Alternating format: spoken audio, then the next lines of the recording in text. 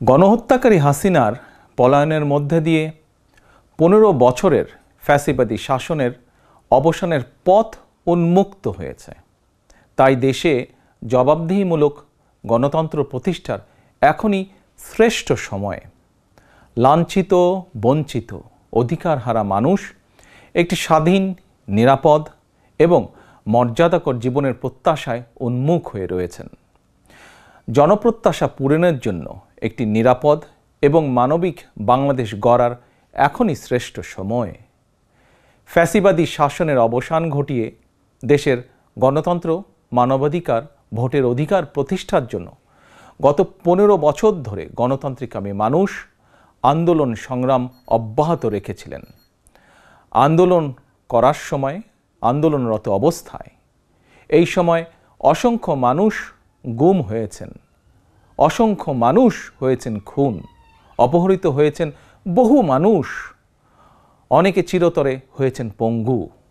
আন্দোলন সংগ্রামের ধারাবাহিকতায় শেষ পর্যন্ত ছাত্র জনতার ঐতিহাসিক গণ অভ্যুত্থানে গণহত্যাকারী হাসিনা দেশ ছেড়ে পালিয়ে যেতে বাধ্য হয়েছে। প্রিয় দেশবাসী, ঐতিহাসিক গণ অভ্যুত্থানের সাফল্য ও উদ্দেশ্য নস্যাৎ করে দিতে সুপরিকল্পিতভাবে চলছে ষড়যন্ত্র, এবং এই ষড়যন্ত্রের অংশ হিসাবেই একটি ধর্মীয় জনগোষ্ঠীর উপরে পরিকল্পিত হামলার ছক কষে দেশে একটি অস্থিতিশীলতার সৃষ্টির অপচেষ্টা চালানো হয়েছিল। তবে হাসিনা পতন আন্দোলনের পক্ষের শক্তি এবং অন্তর্বর্তী সরকারের সময়োচিত পদক্ষেপের কারণে বিতাড়িত অপশক্তির পরিস্থিতির অবনতি ঘটাতে ব্যর্থ হয়েছে। কিন্তু তারপরেও তাদের ষড়যন্ত্র থেমে নেই। কিন্তু গণ অভ্যুত্থানে চেতনা ও লক্ষ্য সুসংহত করতে হলে বিতাড়িত গণবিরোধী শক্তিকে আইনের মুখোমুখি করার পাশাপাশি জনগণের রাজনৈতিক এবং অর্থনৈতিক ক্ষমতায়ন অত্যন্ত জরুরি। জনগণের রাজনৈতিক ক্ষমতায়নের প্রধান হাতিয়ার হচ্ছে প্রতিটি নাগরিকের ভোট প্রয়োগের অধিকারকে নিশ্চিত করা যে কোনো মূল্যে। প্রিয় দেশবাসী, ক্ষমতার পরিবর্তন মানেই আমার কাছে শুধু রাষ্ট্র ক্ষমতার হাতবোতল নয়। ক্ষমতার পরিবর্তন মানে রাষ্ট্র এবং রাজনীতির গুণগত পরিবর্তন। জনগণের রাজনৈতিক এবং অর্থনৈতিক ক্ষমতায়ন নিশ্চিত করা না গেলে রাষ্ট্র এবং রাজনীতির কাঙ্ক্ষিত গুণগত পরিবর্তন সম্ভব নয়। কাঙ্ক্ষিত রাষ্ট্র সংস্কারে জনগণের আকাঙ্ক্ষা নিশ্চিত করতে হলে অবশ্যই গণতান্ত্রিক বিধি ব্যবস্থাকে টেকসই করতে হলে জনগণের ভোটে জনগণের কাছে জবাবদিহিমূলক সরকার প্রতিষ্ঠা করতেই হবে। বাংলাদেশের পক্ষে শক্তির কাছে, গণতান্ত্রিক শক্তির কাছে আমার বিনীত আহ্বান, আপনারা পরাজিত অপশক্তির পাতা ফাঁদে পা দেবেন না। ছাত্র জনতার গণ অভ্যুত্থানকে চূড়ান্ত সফলতায় নিতে হলে কেউ দখলদারিত্বে লিপ্ত হবেন না, দখলদারিত্বে সহায়তা করবেন না, কেউ দয়া করে দুর্বলের উপর আঘাত হানবেন না, কেউ দয়া করে নিজেদের হাতে আইন তুলে নেবেন না। প্রতিশোধ, প্রতিহিংসা নয়। আসুন কার্যকর রাষ্ট্র সংস্কার নিশ্চিত করতে তারুণ্যের কাঙ্ক্ষিত একটি বৈষম্যহীন গণতান্ত্রিক রাষ্ট্র নির্মাণ করতে আমরা প্রত্যেকেই যিনি যার অবস্থান থেকে আরও দায়িত্বশীলতার পরিচয় দেই।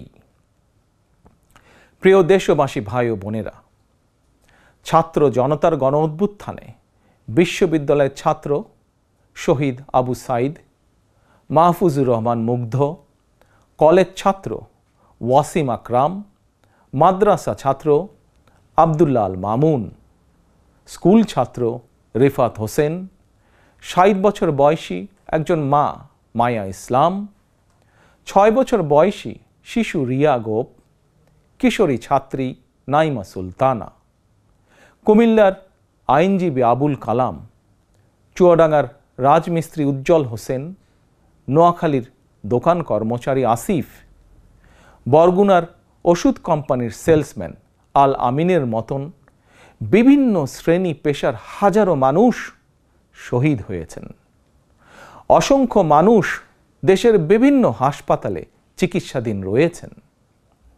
পাবনার গাড়ি চালক আরাফাত হোসেন, মিরপুরে গুলিবিদ্ধ 22 বছর বয়সী মুস্তাকিম, দোকান কর্মচারী আতিকুল, অষ্টম শ্রেণীর শিক্ষার্থী তামিমের মতন অনেকের, বহু মানুষের হাত কিংবা পা কেটে ফেলতে হয়েছে।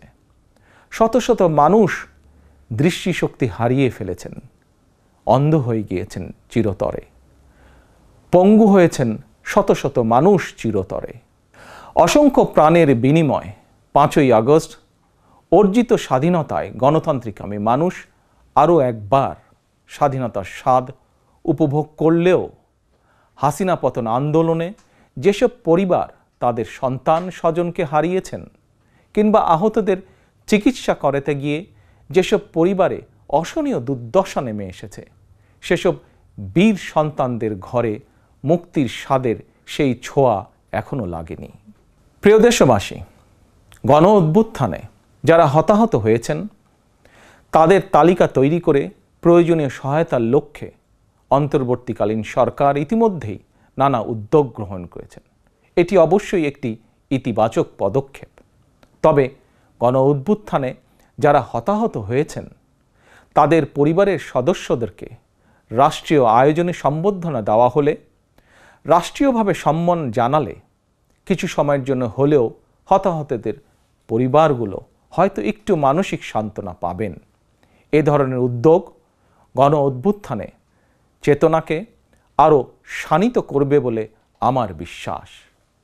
একই সঙ্গে প্রতি বছর 5ই আগস্টকে রাষ্ট্রীয় উদ্যোগে জাতীয় জীবনে একটি বিশেষ দিবস হিসাবে পালন করার বিষয়টিও বিবেচনা করা দরকার বলে সমাজের বিভিন্ন শ্রেণী পেশার মানুষ বিশ্বাস করেন। আমি এ প্রসঙ্গে আরও একটি বিষয় সরকারের দৃষ্টি আকর্ষণ করতে চাই। 2018 সালেও সারা দেশে কোটা সংস্কার আন্দোলন হয়েছিল। সেই সময়েও আন্দোলনকারীরা রাষ্ট্রীয় প্রতারণার শিকার হয়েছিলেন। গণহত্যাকারী হাসিনা আন্দোলনকারীদেরকে সেই সময়েও নির্মমভাবে দমন করতে চেয়েছিল, দমন করেছিল। এমনকি খুনি হাসিনা সেই সময়ে আহতদেরকে চিকিৎসার সুযোগ পর্যন্ত দেয়নি। সুতরাং দেরিতে হলেও 2018 সালের হতাহত কোটা সংস্কার আন্দোলনকারীদের বর্তমানে রাষ্ট্র কিভাবে সহায়তা করতে পারে সেটিও বিবেচনায় নেওয়া দরকার বলে আমি মনে করি। আমি বিশ্বাস করি তারুণ্যের শক্তি, তারুণ্যের আকাঙ্ক্ষাকে উপেক্ষা করে কখনোই একটি রাষ্ট্র ও সরকার অভীষ্ট লক্ষ্যে পৌঁছতে পারে না। প্রিয় দেশবাসী, এবার আমি বিশেষ করে প্রিন্ট এবং ইলেকট্রনিক মিডিয়ার সংশ্লিষ্টদের দৃষ্টি আকর্ষণ করে দুটি কথা বলতে চাই। গণহত্যাকারী হাসিনা সারা দেশের সংবাদপত্রের স্বাধীনতা কেড়ে নিয়েছিল।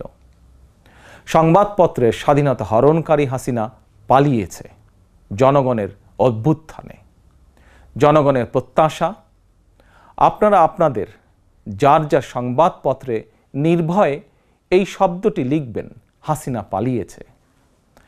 হাসিনা পালিয়েছে শব্দটির পরিবর্তে কোনো গণমাধ্যম যদি ভিন্ন শব্দ প্রয়োগের অপকৌশল নেন, সেটি জনগণের কাছে আপনাদের বিবেকের স্বাধীনতাকেই প্রশ্নবিদ্ধ করবে।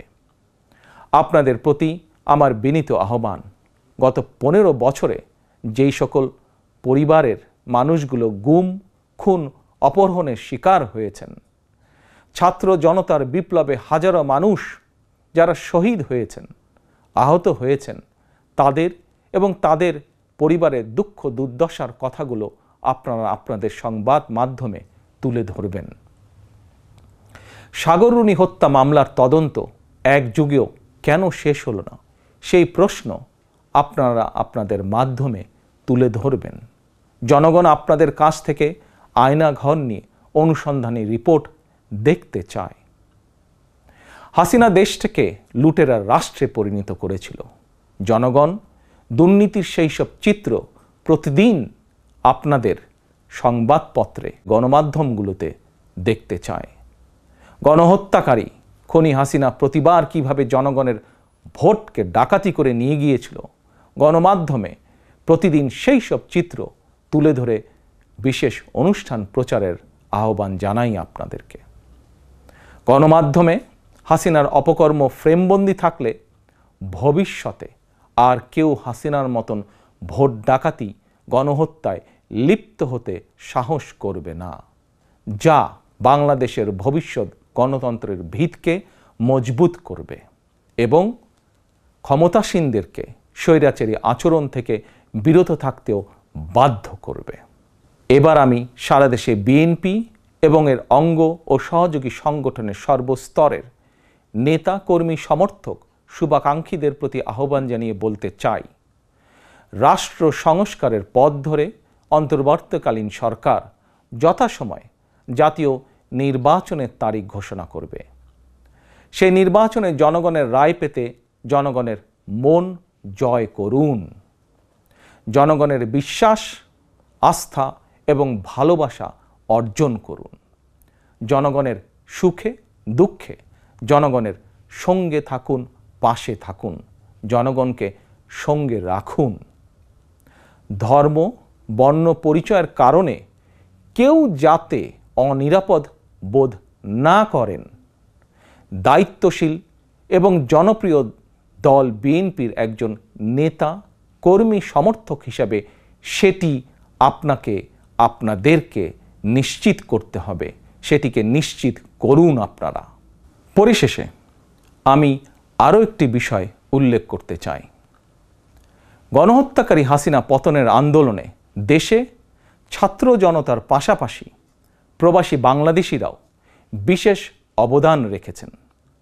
দেশে যখন মত প্রকাশের স্বাধীনতা রুদ্ধ করে দেওয়া হয়েছিল, প্রবাসীদের মধ্যে একদল সাহসী মুখ প্রবাস থেকেই জনগণের সামনে হাসিনার দুঃশাসনের ইতিবৃত্ত তুলে ধরে গণ আন্দোলনে সামিল থেকেছেন। প্রবাসে থেকেই হাসিনা পতনের আন্দোলনের সঙ্গে একত্বতা প্রকাশ করতে গিয়ে কোনো প্রবাসী বাংলাদেশিকে প্রবাসে জেল জুলুম সইতে হয়েছে বা এখনও হচ্ছে। প্রবাসীদের অবদানকে কৃতজ্ঞতার সঙ্গে স্মরণ করে আমার আহ্বান, ছাত্র জনতার কাঙ্ক্ষিত একটি বৈষম্যহীন গণতান্ত্রিক বাংলাদেশ নির্মাণে অতীতের মতন ভবিষ্যতেও সংশ্লিষ্ট দেশের আইন মেনে সাধ্য মতন আপনারা আপনাদের যার যার অবস্থান থেকে ভূমিকা অব্যাহত রাখবেন।